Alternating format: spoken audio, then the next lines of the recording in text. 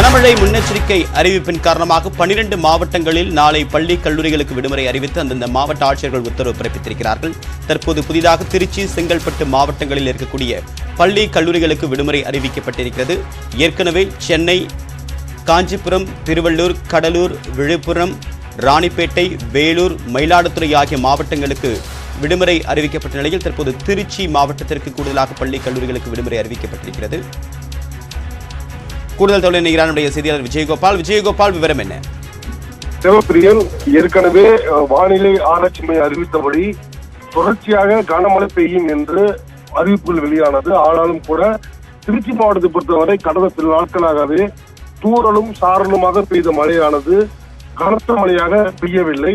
ஆனாலும் இன்று அதிகாலை துவங்கிய 5 மணிக்கு துவங்கிய மழையானது தொடர்ச்சியாக கனமழையாக பெய்த வண்ணம் இருக்கிறது.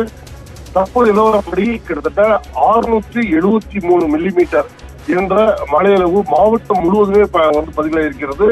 குறிப்பாக சொல்ல வேண்டும் என்றால் திருச்சி மாநகர பகுதிகளில் 40 மில்லிமீட்டர் என்ற அளவில் மழையானது பதிவாக இருக்கிறது. இன்று காலையிலே நாம் குறிப்பிட்டோம், திருச்சி மாவட்ட ஆட்சியர் 4 மில்லிமீட்டர் மட்டுமே நேற்று மழையானது பதிவாக இருந்தது என்று கூறினார் என்று.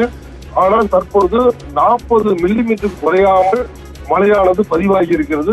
மேலும் தொடர்ச்சியாக மழையானது பெய்து கொண்டே இருப்பதால் நாளை பள்ளி கல்லூரிக்கு விடுமுறை என்று அறிவித்திருக்கிறார்கள். இதன் காரணமாக தற்போது நாளை ஒரு நாள் விடுமுறை விடுவதனால் சனி மற்றும் ஞாயிறு ஆக 3 நாட்கள் தொடர்ச்சியாக பள்ளி கல்லூரிக்கு விடுமுறை ஏற்படும் வருகின்ற ஒரு இயல்பு வந்திருக்கிறது.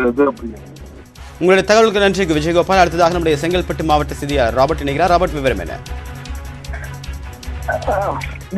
இப்போ தற்போது செங்கல்பட்டு மாவட்டத்தை பொறுத்தவரையும் 44 மில்லிமீட்டர் மழை பதிவாகி உள்ளது.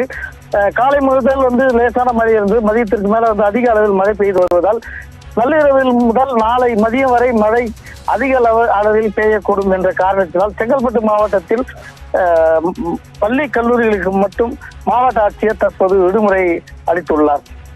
நன்றி ராபர்ட்.